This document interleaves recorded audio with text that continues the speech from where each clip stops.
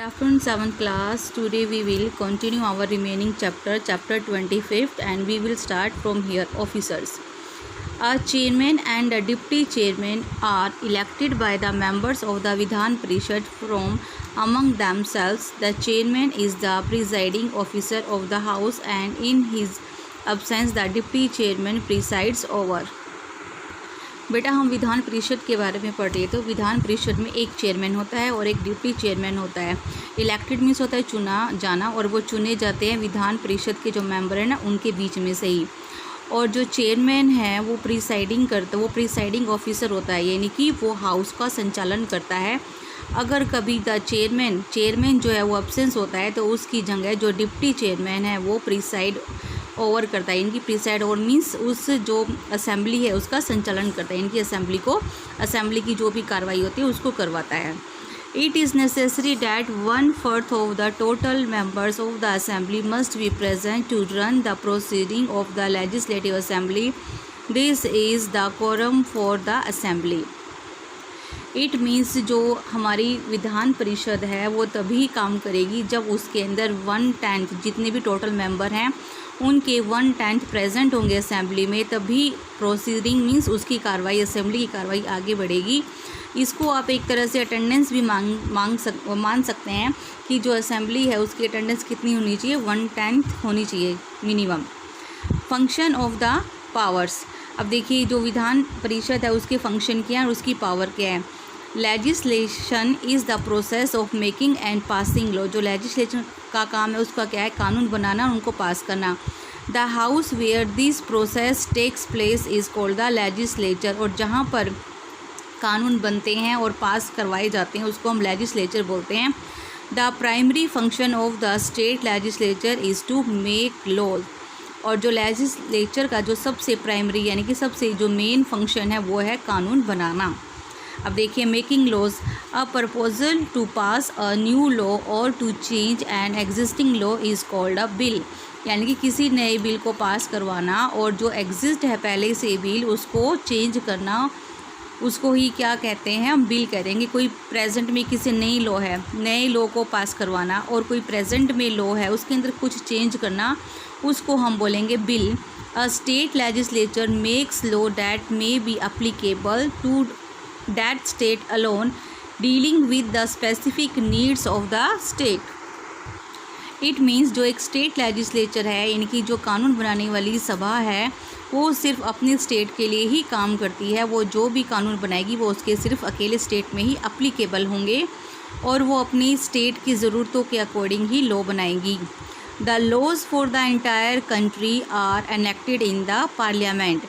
और जो पूरे देश के जो कानून है वो सब कहाँ से पास होते हैं, हमारे पार्लियामेंट से पास होते हैं।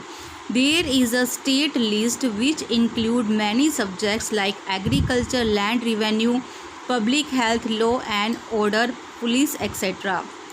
अब देखिए जो स्टेट लिस्ट है जिसमें सिर्फ स्टेट गवर्नमेंट ही कानून पास करती है, तो उस सब्जेक्ट में कौन कौन से एग्रीकल्चर रिलेटेड जितनी भी सब्जेक्ट हैं, लैंड रिवेन्यू यानी कि जो ज़मीन के कर, रिवेन्यू मीन्स होता है बेटा टैक्स, पब्लिक हेल्थ यानी कि जो स्वास्थ्य संबंधी सेवाएं हैं, और जो कानून है जो यानी कि हमारे जो स्टेट है, जिस स्टेट की हम बात कर रहे हैं उस स्टेट के अंदर लॉ एंड ऑर्डर मेंटेन करना, और पुलिस के जो भी काम है वो स्टेट गवर्नमेंट के अंडर आते हैं।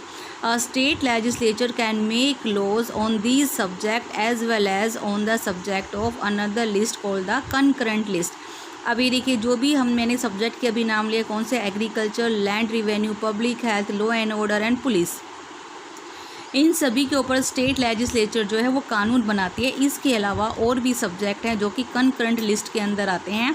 अब जो कंकरेंट लिस्ट है उसके अंदर कौन से सब्जेक्ट आते हैं, the subject in the concurrent list are marriage, यानी कि उस स्टेट में जो भी शादी हो रही है उससे रिलेटेड जो भी कानून है वो सब स्टेट गवर्नमेंट के अंडर आएंगे। Divorce, education, electricity, industries etcetera. अभी कंकरेंट लिस्ट में कितने सब्जेक्ट हैं, एक तो है marriage, divorce, education, electricity, industries etcetera. Find out how many subjects are mention in each of the union, state and concurrent list.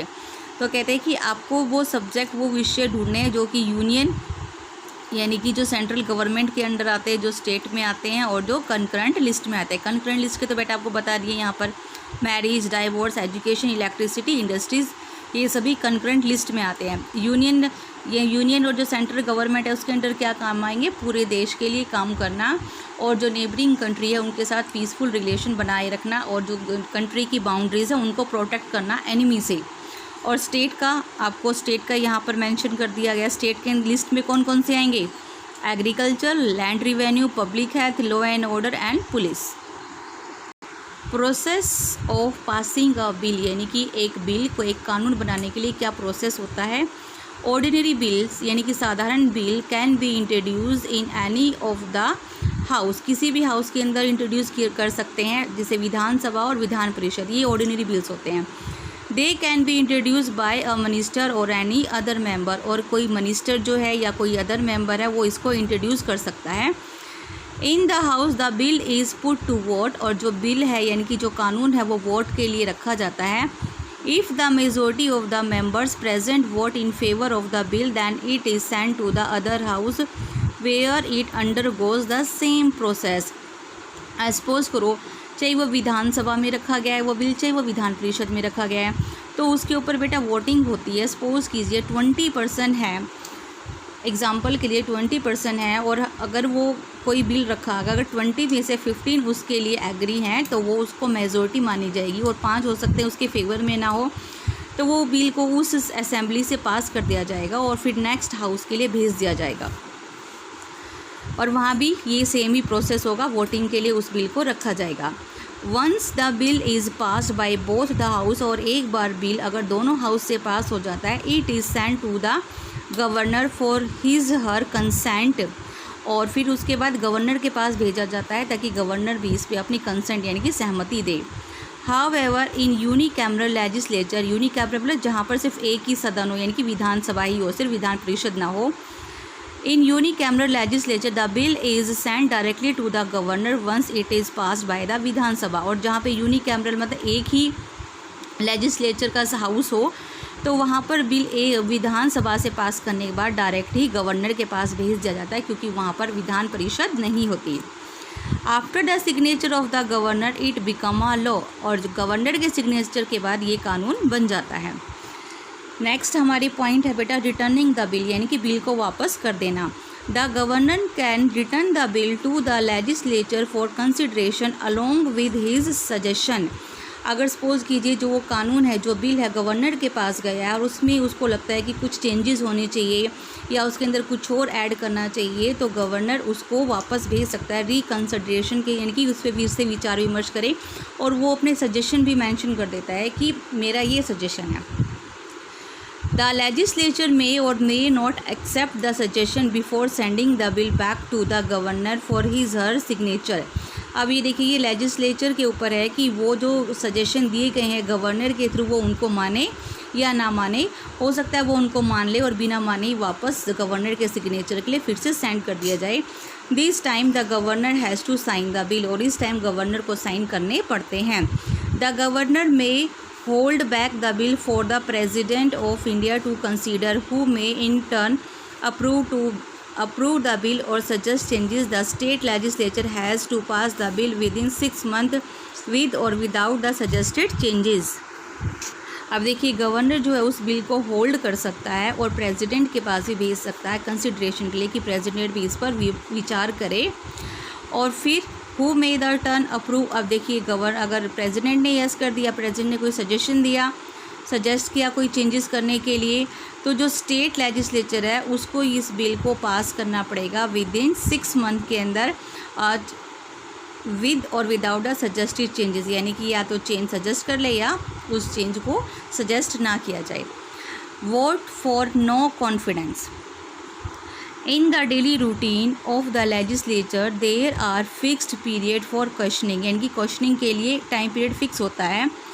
The members ask question to the minister of the state executive, और जो minister हैं वो state executive से question पूछ सकते हैं। If the minister is not able to come up with satisfactory answer, और अगर हो सकता है मिनिस्टर उसकी जो उसकी आंसर है वो सेटिस्फैक्ट्री ना हो, मतलब आंसरेबल ना हो, वो जो मिनिस्टर है उन सब क्वेश्चनों के आंसर ठीक से ना दे पाए, तो हाउस में pass a vote of no confidence against the minister. जो हाउस है वो उस मिनिस्टर के अगेंस्ट नो कॉन्फिडेंस में वोट डाल सकते हैं। In such case the minister may have to resign, और इस सिचुएशन मिनिस्टर को रिज़ाइन देना पड़ता है। रिलेशन बिटवीन विधानसभा और विधान परिषद यानी कि lower house and upper house. The following points explain the relationship between the Vidhansabha and the Vidhan Parishad. Number 1, the money bills are introduce only in Vidhansabha. जो मनी से रिलेटेड जो भी बिल है वो सिर्फ कहाँ इंट्रोड्यूस किए जाएंगे? ओनली विधानसभा में। Vidhan Parishad can delay it only for 14 days, और विधान परिषद इसको सिर्फ 14 डेज तक ही डिले यानी कि देर में इसके लिए टाइम ले सकती है, डिले कर सकती है। Even in the case of ordinary bills the Vidhan Parishad has a temporary power to delay it for 3 months in the first instance and for a month in the second instance। अब देखिए जो ordinary bill है उसमें विधानसभा इसे के पास temporary power है कि उसको 3 months तक डिले कर सकती है, और first intense and for a month, ये फर्स्ट इंटेंस के लिए 3 month और दूसरे के लिए जब दूसरी बार कोई बिल आता है तो उसके लिए 1 month सेकेंड इंटेंस के लिए। उसके बाद Vidhansabha is a must for every state while the Vidhan Parishad is optional. जितनी भी स्टेट हैं 28 स्टेट हमारे, उन सब के अंदर विधानसभा जो है वो मस्ट है, इनकी ये नेसेसरी है। ये तो विधानसभा तो होगी ही होगी हर स्टेट में, और विधान परिषद वो ऑप्शनल है, हो या ना हो, both are possibility. If the Vidhan Sabha passes any resolution with a 2/3 majority for a Vidhan Parishad, the union government allow the state to have it। अगर कोई विधानसभा है और वो चाहती है, उसकी जो 2/3 जो मेजोरिटी है वो चाहती है कि स्टेट के अंदर विधान परिषद हो, तो यूनियन गवर्नमेंट यानी कि जो सेंट्रल गवर्नमेंट है उस स्टेट को परमिशन देती है कि वो अपने स्टेट में विधान परिषद का हाउस रख सकता है या बना सकता है। The members of the Vidhan परिषद don't participate in the election of president of India. अब देखिए जो विधान परिषद के जो मेंबर है वो जब प्रेसिडेंट का इलेक्शन होता है, इनके प्रेसिडेंट को चुना जाता है, तो वो उसके अंदर पार्टिसिपेट नहीं कर सकते, यानी कि सिर्फ विधानसभा के जो मेंबर है वही इलेक्शन, किसके इलेक्शन में? प्रेसिडेंट के इलेक्शन में पार्टिसिपेट कर सकते हैं। Thus it means that in the law making process the Vidhan Sabha has more power and the role of Vidhan परिषद is just that of an advisory. इसका मतलब जो कानून बनाने वाले प्रोसेस के अंदर विधानसभा जो है उसके पास ज़्यादा पावर है, और जो विधान परिषद है वो सिर्फ एक सलाहकार के रूप में काम करता है, एडवाइजरी के रूप में। That's all for today beta. Read this chapter carefully and in our next class we will finish this chapter. Thank you beta. Have a nice day.